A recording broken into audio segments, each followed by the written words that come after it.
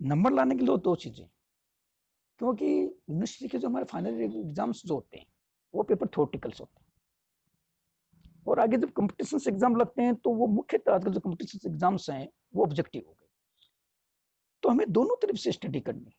जब हमें university papers के बारे में देखना है तो हमारे को जो थ्योरेटिकल पोर्शन है उस पर ज़्यादा ध्यान देना है, और यदि अपन कॉम्पिटिशन एग्जाम की तरफ देखते हैं तो हमारे को जो ऑब्जेक्टिव सवाल हैं, छोटे छोटे पॉइंट्स हैं, उन पॉइंट्स की तरफ आपको अधिक ध्यान देने की आवश्यकता है।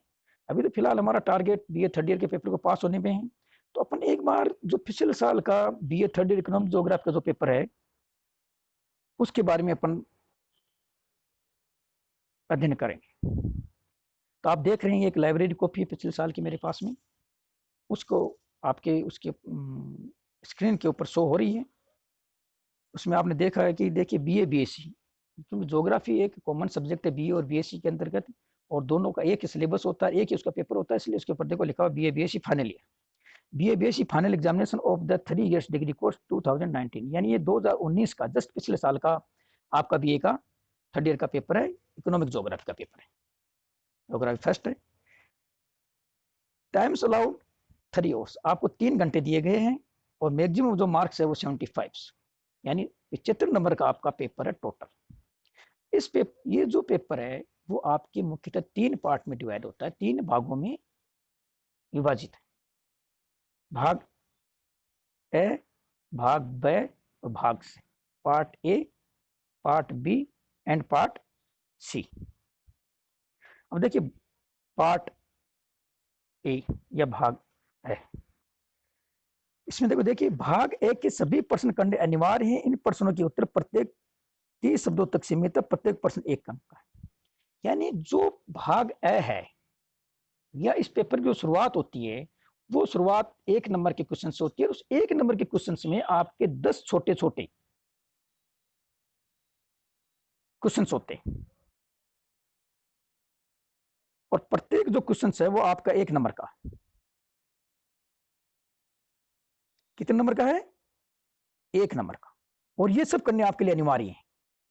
यानी पहला जो प्रश्न है उसके अंतर्गत आपको 10 छोटे छोटे प्रश्न आएंगे, प्रत्येक प्रश्न 1 नंबर का होगा, और 30 शब्दों तक आपको उसका उत्तर लिखना है, और ये 10 प्रश्न करने आपके लिए अनिवार्य है। उसमें आपके कोई और या अथवा नहीं है। तो ध्यान देने योग्य बात है कि ये दो छोटे छोटे 10 क्वेश्चन हैं वो आपको सारे के सारे करने हैं, उसमें आपके कोई ऑप्शन आपके पास में अवेलेबल नहीं है।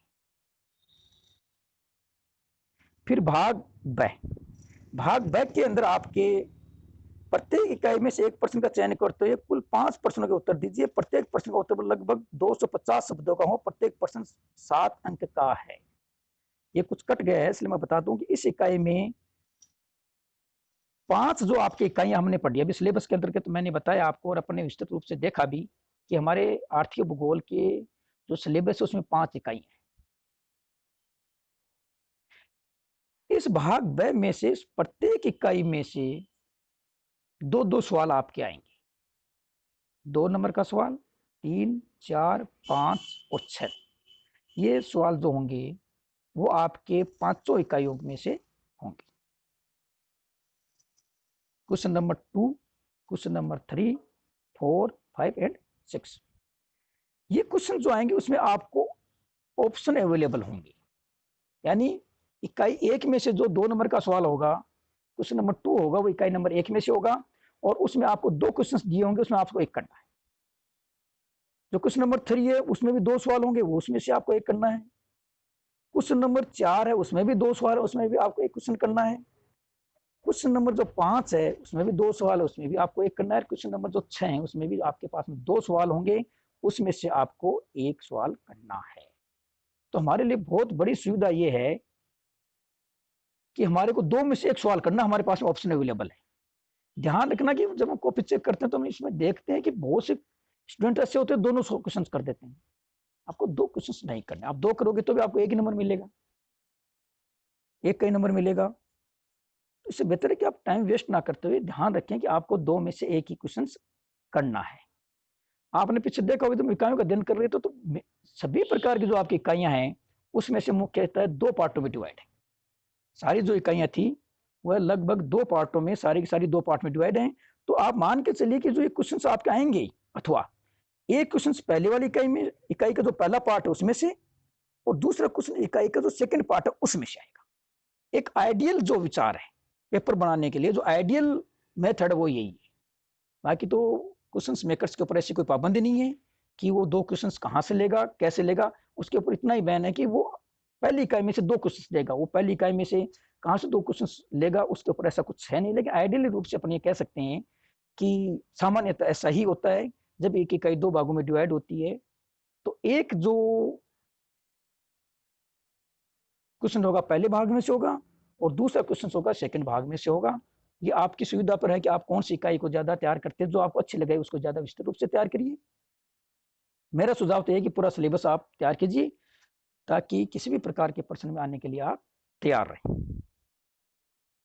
ये क्वेश्चंस आपको 250 वर्ड में करते हैं, 250 वर्ड्स, यानी प्रत्येक सवाल कितने में करना है, 250 वर्ड से आपका ज्यादा नहीं होना चाहिए। और 250 से ज्यादा आप करेंगे तो आप मान के चलिए कि फिर आप आगे जाकर के आपको दूसरे क्वेश्चन के उत्तर में से कटौती करनी पड़ेगी, जो आपके लिए नुकसानदेह। फिर आता है आपका पार्ट सी। इस भाग में कुल 3 प्रश्न के उत्तर दीजिए। प्रत्येक प्रश्न का उत्तर लगभग 500 शब्द हो, प्रत्येक प्रश्न 10 अंक का है। जो भाग 6 है उसमें बड़े सवाल,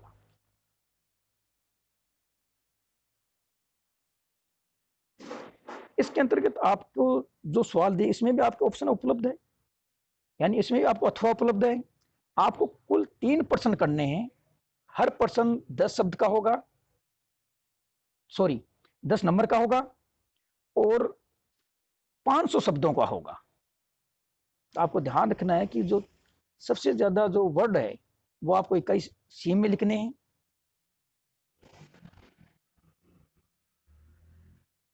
तो इस प्रकार आप देखिए कि आपका जो पहला क्वेश्चन था, इकाई ए है, वो आपके 10 नंबर की है। इकाई 2 35 नंबर की है और इकाई 3 30 नंबर्स की है। तो 10 + 35 + 30 = 75।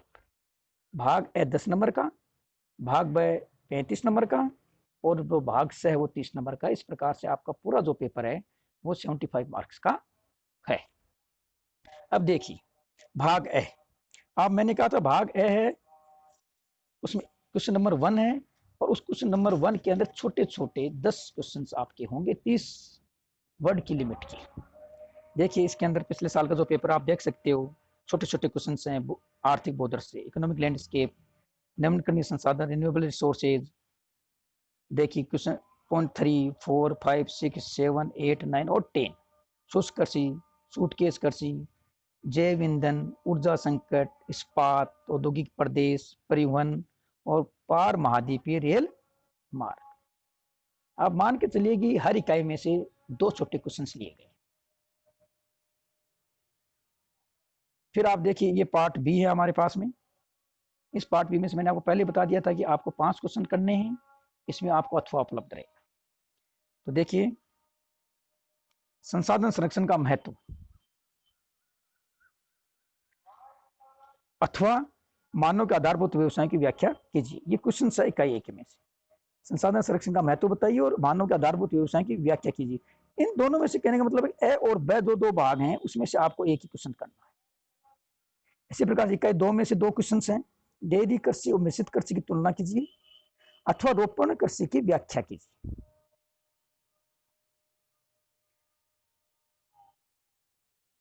इकाई 3 में से 2 क्वेश्चन है, 4 में से भी 2 क्वेश्चन है। 3 में जैसे वर्तमान विश्व में पेट्रोलियम की भूमिका समझाइए और वह विश्व के औद्योगिक प्रदेशों ने कोयले का अनुसरण किया, इस कथन की समीक्षा कीजिए। यानी विभिन्न प्रकार के जो औद्योगिक प्रदेश है वो उन्हीं स्थानों पर सेटल्ड हुए हैं जहां कोयला पाया जाता है। तो हमें इसको उदाहरण देके बताना पड़ेगा कि कौन सा औद्योगिक प्रदेश देखिए कहां पर है और उसका कोयले के उत्पत्ति से क्या संबंध है या पेट्रोलियम का महत्व क्या है। जो इकाई 4 है उसके अंदर आप देखिए जर्मनी के रूर बेसिन औद्योगिक क्षेत्र का वर्णन कीजिए। इसमें जर्मनी के रूर बेसिन औद्योगिक क्षेत्र का वर्णन पूछा है, या फिर आप भारत में सूती वस्त्र निर्माण उद्योग के विस्तार के कारणों की व्याख्या कीजिए, या फिर भारत में जो सूती वस्त्र उद्योग है उसकी जो विस्तार हुआ है, यानी पूरे भारत के अंदर लगभग हर क्षेत्र के अंदर सूती वस्त्र उद्योग का विकास हुआ है, तो उस विकास के कारणों की आपको व्याख्या करनी है कि क्यों इसका विकास भारत के अंदर इतना विस्तृत रूप से हुआ है। और जो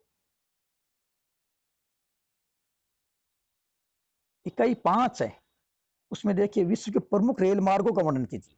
यानी संसार के अंदर कुछ बड़े बड़े रेल मार्ग हैं जो एक महाद्वीप से होकर के दूसरे महाद्वीप तक फैले हुए हैं, तो उन रेल मार्गों का आपको वर्णन करना है।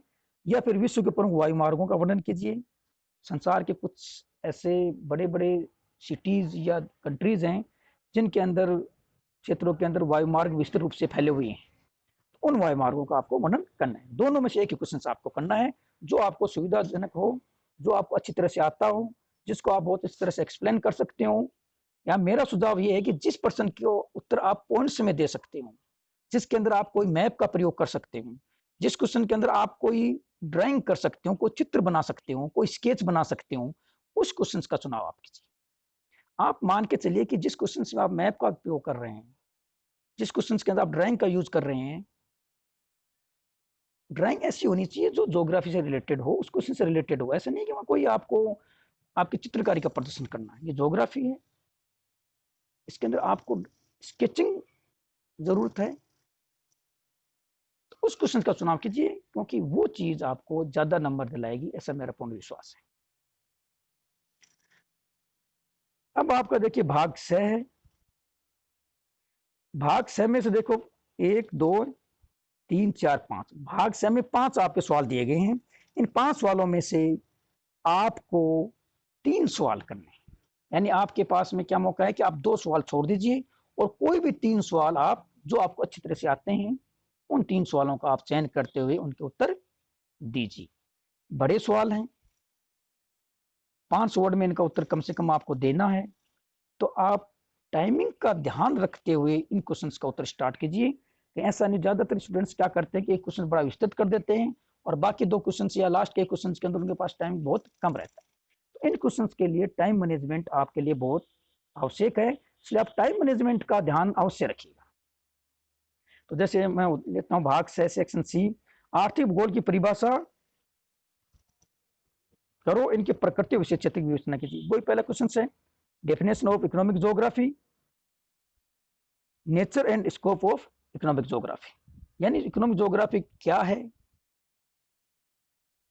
अलग अलग विद्वानों ने उसको किस प्रकार से परिभाषित किया गया है, इसके अंदर कौन कौन सा क्षेत्र समाहित है और इसकी प्रकृति क्या है, इसका अध्ययन आपको बताना है।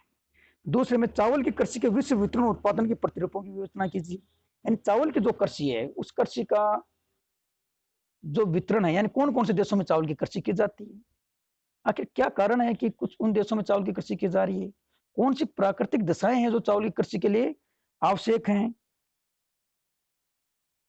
वो इसका विस्तृत अध्ययन हमें करना इसके अंतर्गत है। ये ऐसा क्वेश्चन है जिसके अंदर आप एक मानचित्र का उपयोग कर सकते हो। फिर विश्व में तांबा खनिज के उत्पादन वितरण की सचित्र व्यवस्था कीजिए। देखिए इसमें तो आपने पूछ लिया उसने कि आप चित्र का उपयोग कीजिए। चित्र का सचित्र का मतलब ये नहीं कि आपको ड्राइंग बना दे तांबे की, इसका मतलब सचित्र का मतलब है कि आप मैप का प्रयोग कीजिए। उस मैप का प्रयोग करते हुए आप ये चीज दिखाइए कि कौन कौन से देशों के अंदर तांबे है, तांबे का जो खनिज है उसका उत्पादन हो रहा है, कौन कौन से पर्टिकुलर जो लोकेशन है उनमें तांबे का उत्पादन हो रहा है। उन पर्टिकुलर लोकेशन को दिखाते हुए आपको तांबे खनिज का उत्पादन बताना है। चौथा क्वेश्चन है, संयुक्त राज्य अमेरिका अथवा पूर्व सोवियत संघ के लौह इस्पात निर्माण के प्रमुख क्षेत्रों का वर्णन कीजिए। चौथे क्वेश्चन के अंदर अमेरिका या सोवियत संघ पर्टिकुलर आपको देश दिए हैं और वहां जो लौह इस्पात का उत्पादन हो रहा है उन क्षेत्रों को आपको इंडिकेट करना है। हालांकि इसमें मानचित्र के लिए उसने कहा नहीं है, लेकिन फिर भी ये क्वेश्चन क्योंकि पर्टिकुलर खनिज और पर्टिकुलर देश के बारे में बात कर रहा है, तो आपको इसमें मेरी सलाह है कि आपको मानचित्र का उपयोग इसके अंदर करना चाहिए। और 5वां जो क्वेश्चन है वो अंतरराष्ट्रीय व्यापार क्या है, विश्व व्यापार के प्रमुख प्रतिरूपों की वृहद विवेचना कीजिए। यानी अंतरराष्ट्रीय व्यापार की परिभाषा आपको देनी है और उसके बाद में विश्व व्यापार के अलग अलग जो पैटर्न है, व्यापार के जो पैटर्न है, उन व्यापार के पैटर्न के बारे में आपको इसके अंतर्गत बताना है। तो ये 5 क्वेश्चन हैं। इन 5 प्रश्न में से आपको 3 प्रश्न करने हैं जो आपको अच्छी तरह से आते हैं, जो आपको अच्छी तरह से तैयार है, वो 3 क्वेश्चन कीजिए। तो ये है हमारा आर्थिक भूगोल का पिछले साल का जनन व्यास विश्वविद्यालय का पेपर है।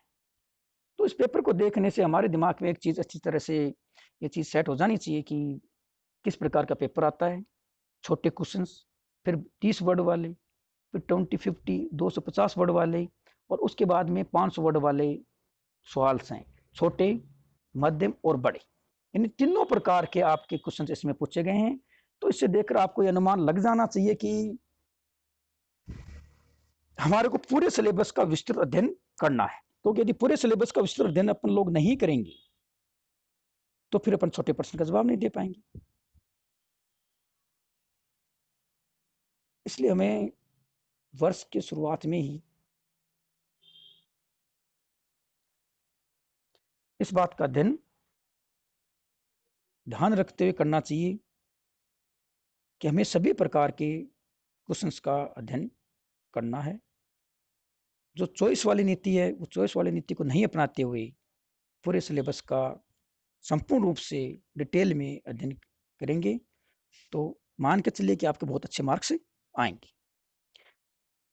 अगले वीडियो में अपन लोग जो पर्यावरणीय भूगोल है, यानी जयनारायण व्यास विश्वविद्यालय के BA 3rd ईयर का जो ज्योग्राफी का सेकंड पेपर है, द्वितीय जो पेपर है पर्यावरण भूगोल या एनवायरमेंटल ज्योग्राफी, उसके बारे में, उसके सिलेबस के बारे में और उसके पिछले साल का जो पेपर है उस पेपर का अध्ययन करते हुए अपनी अनुमान लगाने की कोशिश करेंगे कि किस प्रकार के क्वेश्चंस प्रश्न आते हैं और किस प्रकार से उन प्रश्नों को ध्यान में रखते हुए डिटेल स्टडी की जाए कि हमारे ज़्यादा से ज़्यादा नंबर आएंगे।